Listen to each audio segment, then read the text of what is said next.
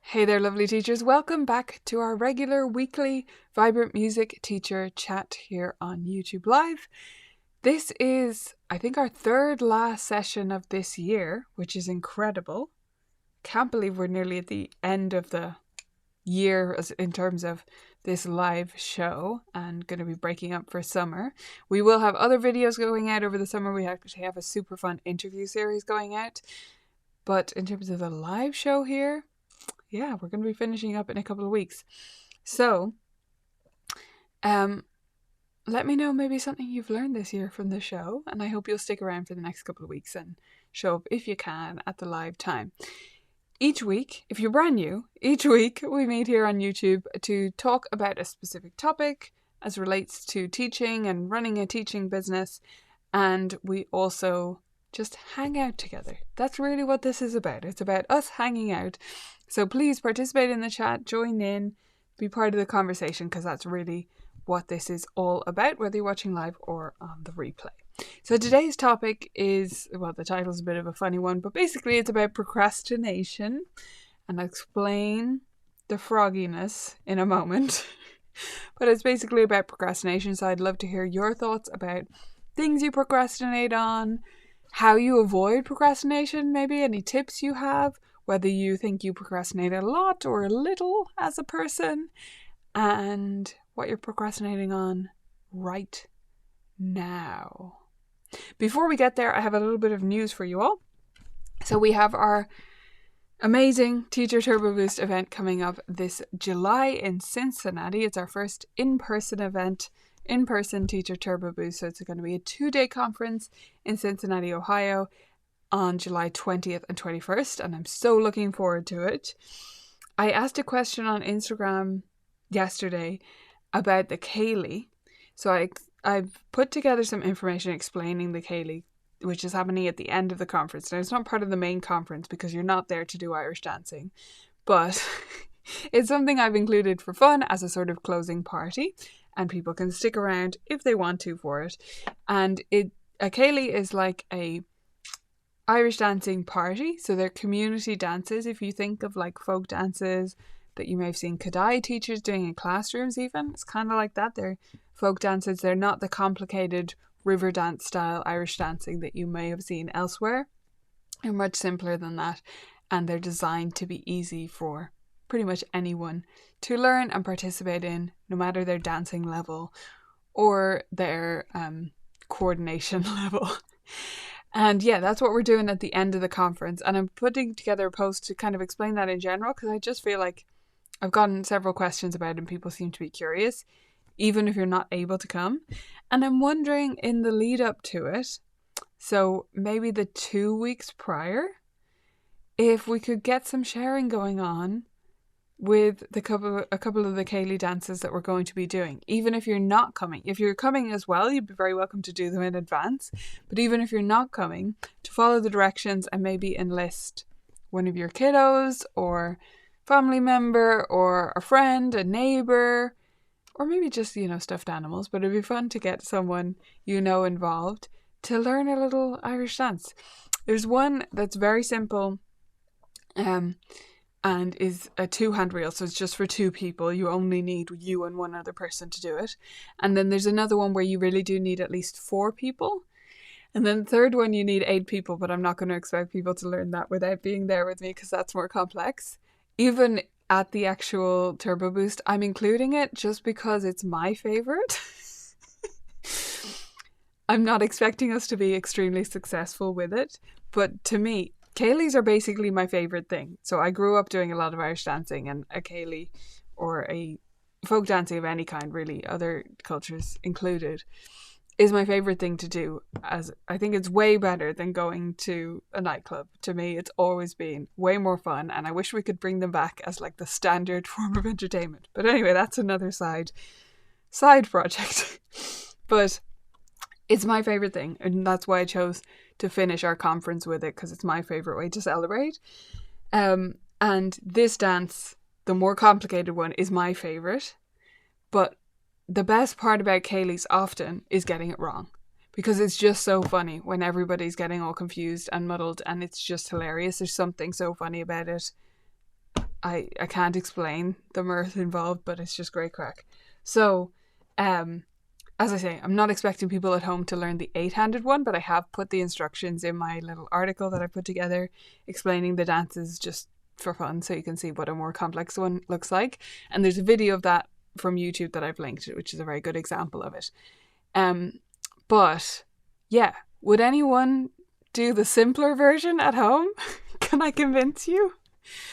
Hey Julie, great to see you here. A virtual Kaylee. Okay, awesome. Don't worry about the spelling. There are many correct spellings because actually we have this word in common with at least Scots Gaelic. So this is an Irish word, as in the Irish language, which in Irish is called Gaeilge. Kaylee, as I spell it, is the Irish spelling, but more people spell it with another way, which I think is either the Scots Gaelic or it's like the Englishization, the Anglicization of the Scots Gaelic. Anyway, I don't care how you spell it. You can spell it like the name Kaylee. Yeah, they did have quite a time. I didn't correct any of them because I thought it was funny. The spellings on Instagram. Anyway, yeah. Can we do a virtual one? Can we get it together? I did think like we could do it on Zoom, but I think it's going to be more fun, honestly, to do it asynchronously because more people can be involved. Yeah. So I think, let's say 2 weeks before, I'll plan on it like that because I'll have to schedule this because I'll be traveling at the time. But let's say 2 weeks before, we'll try and put out some information on how to do it, share some videos, and also share, I've forgotten what I was going to say, but anyway, share a way for you to do it at home, help you to do it at home, and a hashtag for it. We'll probably call it like Teacher Kaylee or something. Teacher Turbo Kaylee. I don't know. Anyway, I think it'd be fun to get going. So let's try and do that. No matter where you are in the world. Okay. So that's a little bit about the Kaylee.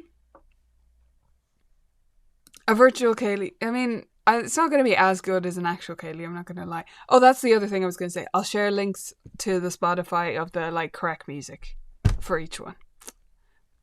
Because that makes it easier. They're so funny, aren't they? I usually leave them, I'm going to confess that, unless it's for clarity. Like, so if I share a link and it's not getting the link right and people need to be able to read that or something like that, where you need to be able to look it up, I'll fix it. But most of the time I just leave it. It's not very good at interpreting my accent, even though it's not a very strong Irish accent. Anyway, that's one piece of news about the Turbo Boost. But I have another piece of news. I have our second guest to announce. So we have a special guest on each of the 2 days. Last week I announced our first one, who's actually coming on the second day, but anyway, which is Amy Chaplin. So I shared a video from her last week. And this week I'm sharing our other guest. Does anyone want to guess who it is? Does anyone know who it's going to be? Our other guest, ooh, what clues can I give? No, all the clues I can think of are way too easy. Then you're going to guess it straight away. So I'm just going to show you her video. Yeah. Okay. Are we ready? This is our second Teacher Turbo Boost guest. Hello, teacher friends of the VMT community. Christina Whitlock here. I am host of the Beyond Measure podcast, and you will just find me hanging out in piano teacher world all over the internet. But I am most excited to be coming to the VMT Turbo Boost conference in Cincinnati this summer. I am very honored to be on this invite list because I know the VMT community, I know Nicola, and I am just so confident that we are going to have a great time together learning all the things, and I just cannot wait. So for my portion, I'm going to be presenting a session called The Secret Lives of Quiet Students, Strategies for Teaching the Timid. So perhaps you can tell I'm not exactly a quiet person myself. However, I have carved out an interesting niche for myself in the fact that I have been able to stumble upon some really tried and true strategies for working with these quiet students. They carry a really special place in my heart because I think we all know how easy it is to love and enjoy the charismatic, chatty students who are funny and, confident and all of the things. Those are easy students to work with. But these quiet students can create a lot of awkwardness in the lesson experience itself.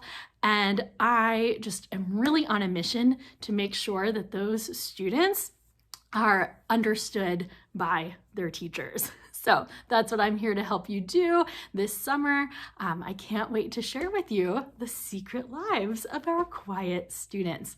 We'll help really figure out what is going on inside their heads and really why it has very little, if anything, to do with you.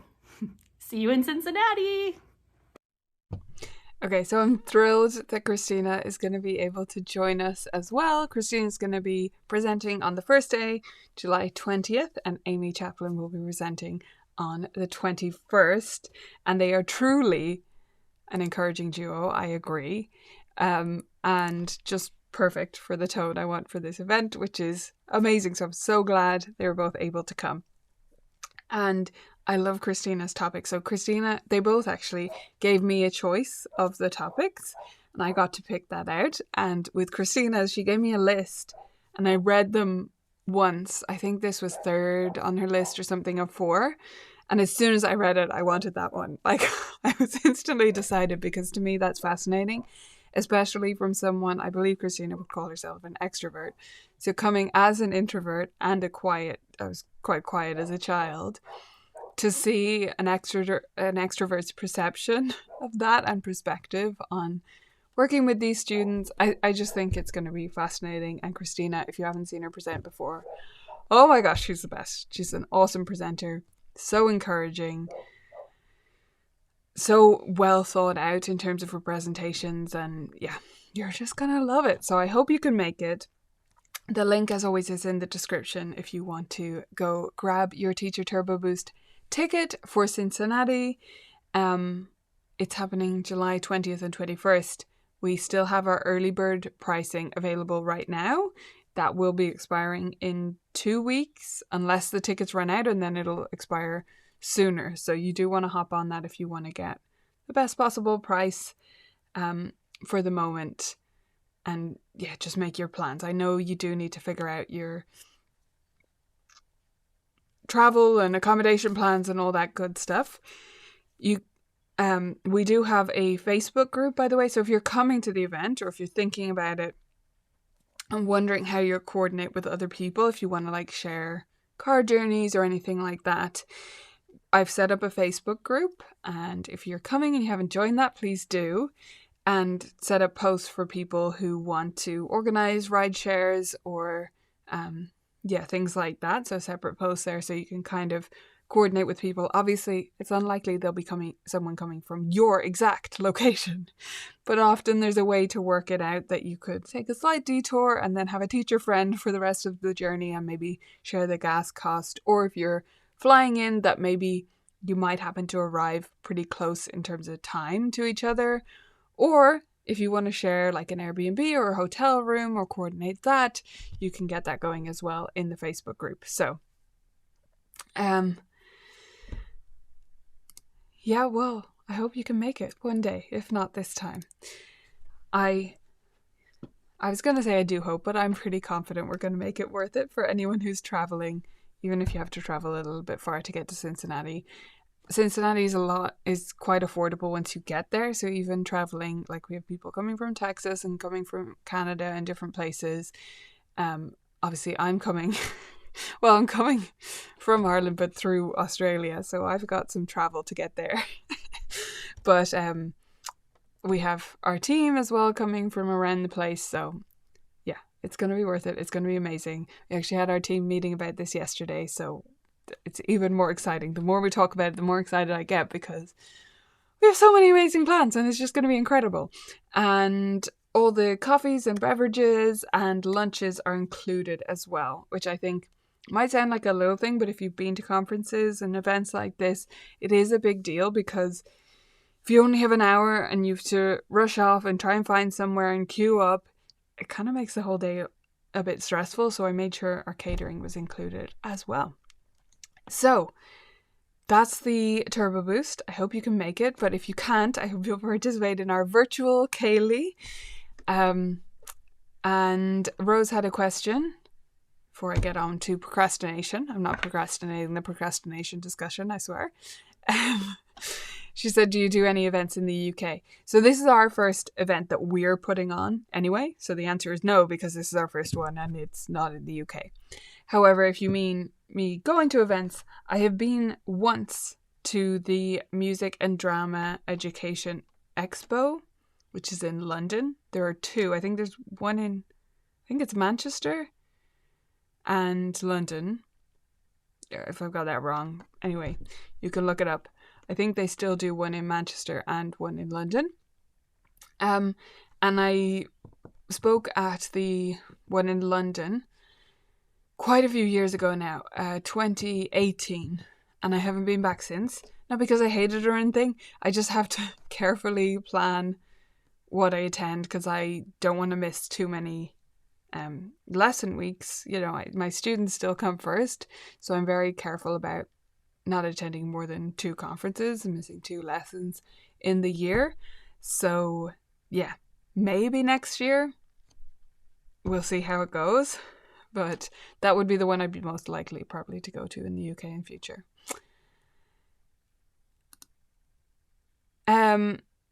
Okay, so that's that. I was just talking about the Kaylee, which is just for fun, and everyone will access it because it'll just be a free fun thing. But you bring up a good point. So I would be interested to know if we had a virtual option. I'm not sure we're going to be able to stream. So I don't think it would be live, but we could do recordings possibly. So maybe let me know either here or follow up with me somewhere else if you'd be super interested in a recorded option of the event and a separate ticket for that. Okay, so yeah, that's everything about the Turbo Boost for now. And I hope I'll see you there. Again, the link is in the description if you want to get it. It's vibrantmusicteaching.com/TT24. That's the numbers 24. Okay, on to procrastination. So, tell me, what do you procrastinate on? What do you procrastinate on in your business, in your teaching? And why do we procrastinate on the things that we procrastinate on? In my opinion, and let me know if there's other reasons for you, is 3 possible causes of procrastination most of the time. It's either because the task is somehow overwhelming. Yep, Rose said big task, so I would put that in the overwhelming category. Or it's boring. That's the main thing I'll procrastinate on. I'll admit to that one. Or it's difficult. Most things I can force myself to do. I'm not a big procrastinator, but there are some things for everyone that we just go, every time we have to do it, and end up procrastinating, and then it's not that bad, and we try to tell ourselves, hey, that really wasn't that bad, next time you should just do that, and then it comes around again, and we go, I don't want to do that. So for me, I'm gonna have to admit this, for me, the thing I'm most likely to procrastinate on a regular basis is replying to my bookkeeper. Because it's difficult and boring. So if it's 2 of those categories, it's not overwhelming. There's never a huge amount of things to reply to them on, but they send me a spreadsheet with like queries of like, we're not sure about this transaction or that one. And so it's boring because that's not very interesting. But also it's difficult because they only send me the ones they can't figure out. So they send me the impossible puzzle ones, and I have to go hunting and figure out what was that expense that was that much, because the description on the bank statement doesn't say anything that sounds like anything. And it might have been converted from another currency, but honestly, it doesn't take very long, and I should just do it. So, you admit on one of yours, Carrie said I procrastinate on everything. I doubt it's everything. There are some things you like, right? And you don't procrastinate on those. Recital program. Okay, so the physical like the physical or digital, but like the actual laid out program. Is that it? Or like the plan? Perfectionism. Another reason you might procrastinate. Yes, that's good to add to the list. Not one for me. But I agree that for many that's going to be a struggle. It's just like, I don't want to do it because I might not do it well. I have so much to do to create whole new plans for my classes around games. One step at a time, Rose. And just use the plans we already have. Don't reinvent the wheel. Just do one thing at a time and plan for 1 week at a time and you'll get there. Keeping up tracking expensive. Yeah, I'm lucky that I have a bookkeeper, right? So I'm not doing it myself. I used to.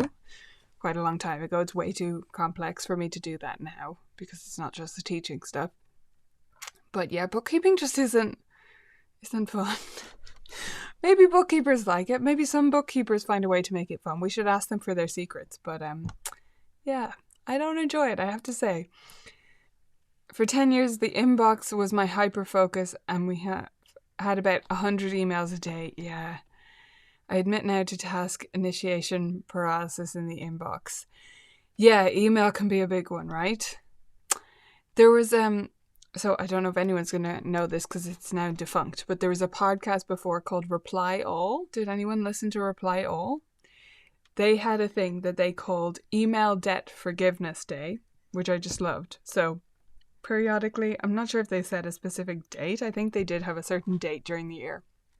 But anyway, they just picked a date, and it was a day where I think this should be a internationally recognized thing.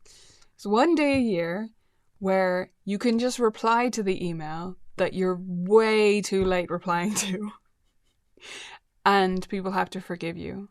That was the idea of like that email that you've been putting off for 5 years or whatever, the one you owe someone and you just haven't replied. Or you should send someone even if it's not a reply. And we just admit that we all have those emails and we send them all out without apology. Yeah, bookkeeping. I'm sorry, it's not fun. Picking an order of the students. That's funny. Yeah. I don't procrastinate on that at all. I wonder if I used to. I don't think I ever did. It's the kind of task I like because I'm just a bit uncool in that way. I like ordering lists, sorting those kind of things out. So I just like drag them around in a spreadsheet and then go and decide if it looks good. And then when it does, I'm like, yeah, done. I have to force myself to procrastinate on my recital programs because if you do them too far in advance, then you get really irritated by all the changes. Like, oh, so-and-so wants to change their time because we have multiple recitals, or this person can't do it, or they need to change their song. And then you've to update it in multiple places. Whereas, yeah, this year I didn't do it too early, but sometimes I do. Don't use the same books you use, so I need to create a plan for them. Okay. Yeah, well, hopefully that helps. But little by little, I would just take one student who's using whatever books you use, Rose, and whatever's coming up for them that week. So you keep your teacher copy of the book, and whatever page they're coming up towards that you want to prepare for, you write down on that page or in a spreadsheet, whatever you prefer, the game that you can use for that one thing. And then if you just keep doing that, it'll be done eventually. But don't try to rush it. Things may change anyway. If you do it in one big session, you may find that it doesn't actually do everything you thought it would, or you want to make changes over time. So just go one step at a time. About 20 in the inbox these days. Yes. Yeah. I don't have unread emails. Like I have right now, I can see. So I'm just going to tell you. I can see the little number. It's 4. And that, like, I have to read those. If I have my email tab open, I cannot leave it. I sometimes would see, you know, when I worked in an office or just like in day-to-day life, whatever, you would see people's email app or like their tab on their computer and it'll say like 550. I'm like, how can you? I couldn't. That sounds really obsessive of me, but like that's just something I can't do. So I have to go the other direction. I have to force myself to not open emails if I can't reply to them at that time, because that's just a waste of my brain space as well. Nice. Good to hear it, Laura. Glad it's been helpful. Digital files. Yeah. Yeah, it's one of those tasks. You have to do it once and then you have to stick to the system. That's the thing people don't do. You have to stick to the same system and be consistent. Or you can just forget organizing them and just use the search box. Sometimes that's enough. Sometimes we put so much pressure on ourselves to make things look organized when actually we could just use the search box and it would be fine. Some of you will know that I sew quite a lot and I watch like sewing YouTubers and things like that. And one of my favorites, she runs a fabric shop and people will often ask her, how do you get so much sewing done? Right, on her live chats and things. And she will say, which I love as an answer, I love that she's so honest. She's like, well, I find time here or there. I do a little bit in between, you know, my kids doing these other things at home and things like that. And then she always finishes by saying something like, and honestly, my house is a mess. Which I love, because she's just like, I just want to sew. My house is a mess and I'm fine with that. She has, I think, 4 kids or 3 and 1 on the way. Anyway, I just think that's a great answer. Sometimes we have to find the things that we're just okay with them being messy because they're not our priority, right? Let me see.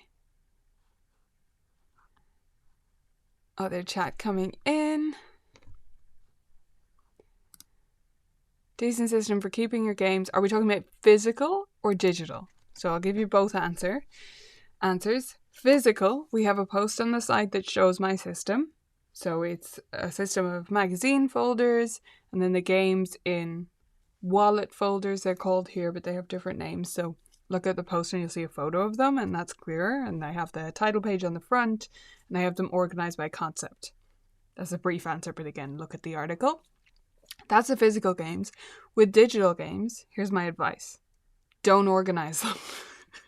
Just use the site. That's why I built it.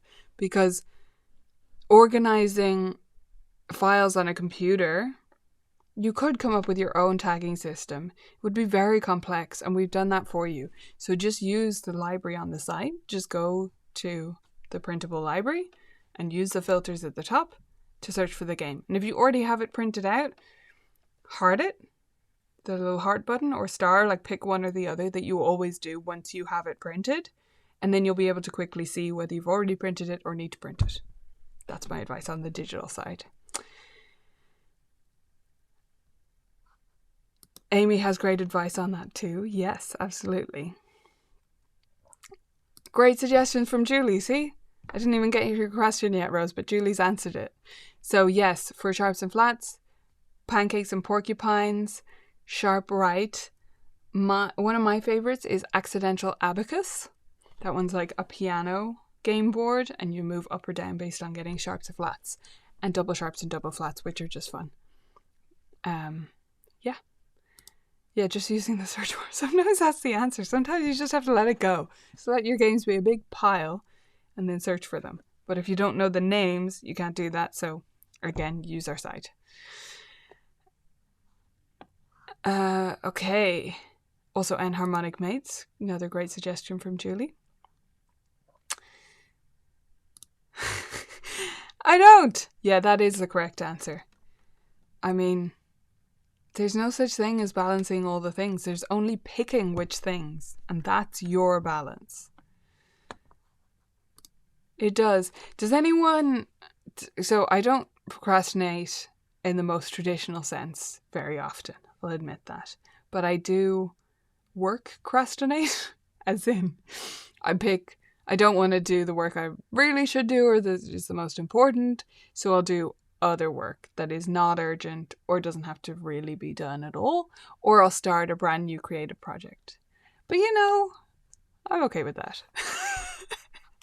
Okay, some advice though for avoiding procrastination or improving your relationship with procrastination. So ways to improve it. If it's something that doesn't require your mental space, a lot of thinking power, put on a podcast. You can put on ours, you can put it on Christina, you can put it on Amy's. All the people I've mentioned today have podcasts. Or like totally off topic, whatever you're interested in. I love listening to like pop psychology podcasts and economics podcasts and stuff like that, or sort of news discussion podcasts, loads of things, and so on, as I've already mentioned. So put on a podcast or YouTube in the background if it's something tedious but that doesn't require all of your brain power. That can help a lot. And I know for some people, this isn't a personal tactic of mine, but for some people they will save a podcast they love or an audiobook they love for when they're doing that thing that they hate doing. Like people do this with exercise. They can only listen to their favorite podcast when they go to the gym, and therefore they associate the gym with their favorite exercise, and that's their way of flipping that around. Or maybe put on some music if you can't quite. I know for me, if I'm doing something that I need to think a little bit more creatively, I can't listen to a podcast at the same time if it's not just something manual. So I will put on music. Surprise, surprise. I mean, sometimes I love silence, and there's nothing wrong with that, but sometimes music can help you get through something. You may or may not realize I'm standing now, that's why I move around so much. So this is a standing desk. It's the height it's at. So I'll put on music and I'll dance around to it while I'm doing the thing. Yeah, it makes the thing slower, but if it makes me get it done, that's worth it to me. So moving during, getting up, moving around, moving while you do the thing. If it's just something you have to plan, then you could go for a walk and dictate it into your phone. Or even type a little bit on the way as you go for a walk. That could make the whole thing more pleasant. You could also make it a little competition with yourself. So my lovely mother, one of her first jobs was in like a government kind of record keeping thing. This is obviously, it's a long time ago before this was digital, although most government offices are still not very digital, so I'd say they still have physical files. Anyway, she had to catalogue files, and it was incredibly dull. So she made it into a game with herself. She would just try and beat her number of files every day, and that was her way to make it fun, competing on her number of files she could get done per day as her own little mental tally.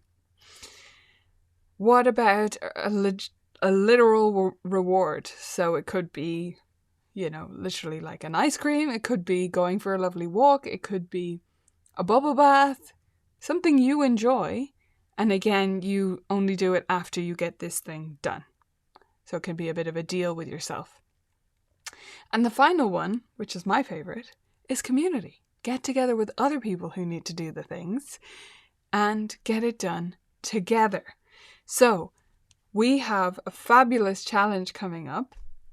Not that soon. It's in August. So you've got some time, but you can go ahead and sign up for it now so that you're ready to go. It's called the Ate That Frog Challenge. So there's a very famous book on productivity and avoiding procrastination, essentially, called Eat That Frog. And I've named this Ate That Frog because it's happening in August. What's going to happen is every day, every working day, every weekday in August, I will send you a task you need to do. And you can put your own spin on them if some of them aren't relevant to you, or you can just use those as days off if you're like, actually, I don't procrastinate on that, or that thing's sorted. So I kind of explain that along the way. But basically, I'm giving you one thing every weekday in August that we're just going to do as a community, and we're going to get it done. And we're going to talk about it in the Facebook group and on Instagram to spur each other on and to cheerlead for each other as we get these things that we all procrastinate on done, forever, finished, or at least for that moment. And I chose to do this in August because for many of us, that's either just before the start of the new school year, or it is the start of your new school year. And I just think it'd feel wonderful for us all to start with a month where we do the things that we normally procrastinate on. And even if we do go back to procrastinating on them afterwards, we get an incredible sense of accomplishment and that New Year feeling of like, this is it, new year, new us. We're getting things done. So even if you only end up doing a few of the tasks, you'll have done more than you would otherwise. And if you do everyone on the list, well then you're a superhero and you're going to feel incredible about it. So, 8 that frog, so it's vibrantmusicteaching.com/8TF is how you sign up for that. vibrantmusicteaching.com/8TF. I'm just double checking that link for you. I'm pretty sure it works. And yeah, it's loading. So you can sign up already now. It's not starting till August, but if you sign up now, so a few years ago I did a challenge that was in January and I got people to sign up for before the like holiday break in December. And it felt great because it was like, okay, I'm pre-committing myself to this and then I'm going to take my lovely holiday break. And in this case, we're going to take our lovely summer break. And then we've already signed up and we start on a great foot when we come back as a community. And I just think it's going to feel amazing. So I've already set everything up. It's going to be, there's some great challenges in store. It's a good mix of business things and bigger things and smaller things that are more for fun and more about enriching your teacher life. So I hope you'll sign up for it. Again, that's the link, vibrantmusicteaching.com/8TF for 8 that frog, because I just find puns and wordplay funny. To me, it's just fun. And if it's not fun for you, you can just ignore it. But that's fine. But the challenge itself doesn't rely on puns, so go ahead and sign up anyway. Okay, I'm going to catch up with the chat, and if you have any off-topic questions, feel free to add them in now. Okay, I'm a little bit behind because there's lots of chatter today, which is awesome. Physical games. Okay, hope that post helps you then. Procrastinate. Yeah, right. I mean, look, we have to go easy on ourselves. Sometimes we're going to do that. Sometimes we're procrastinating though, and we would be better off just taking a break. So I think it's important to just, if we see ourselves and we're just, like if I'm doing something and I'm really just faffing around with it, and it's actually useless, like I'm changing the order of the kids in the recital and it's far too early to even set the order, I'll just say, what are you doing? And get up and leave my desk and go do something else. And then maybe I get back to the more important work when I return.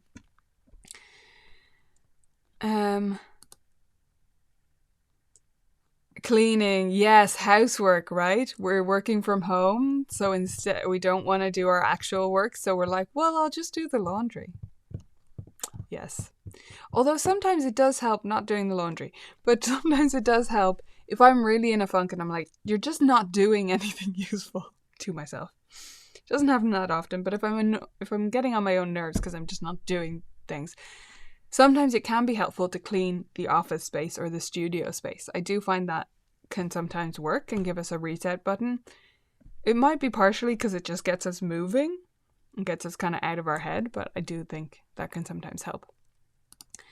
Yeah, that's the whole idea of Eat That Frog, is that you do the slimy thing you don't want to do, eating a frog, which I would never do, but that's the metaphor.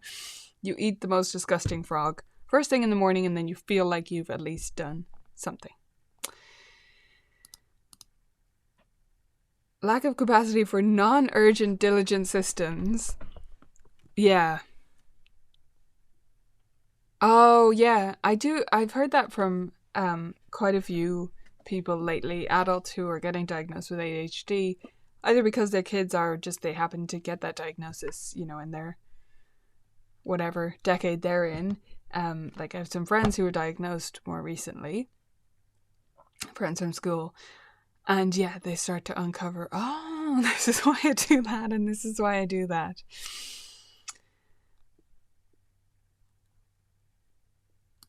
Yes, exactly. That's from that book. So it's a very famous productivity book. One of the most purchased, I think.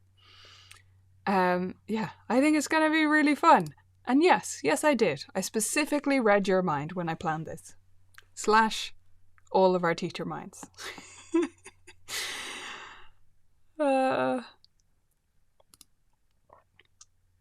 Fantastic. Okay, awesome. So, I'm hoping you'll sign up right away for the 8 That Frog Challenge. Again, vibrantmusicteaching.com/8TF. It is, of course, totally free. It's a free challenge, and you'll get emails every weekday with a link to the video if you prefer to watch me talk about it, and also the information written out, so whichever you prefer. And we'll have discussions going in our main Facebook group, which is Vibrant Music Studio Teachers, and also on Instagram as well. So if you want to follow along either of those places, whichever you prefer, or both, and chat to us about it there. Watch out, I guess, at the beginning of July, roughly, is when we'll plan to do our virtual Kaylee in the lead up to our Teacher Turbo Boost event. And if you can join us in person, please go ahead and grab your ticket and let us know if you have any questions before you do that, so you can get it all sorted and start making your plans to travel to meet us in Cincinnati. We cannot wait to see you there. Me, Team VMT, who's going to be there, 4 of our team members are going to be there, and Amy Chaplin and Christina Whitlock are 2 special guests as well.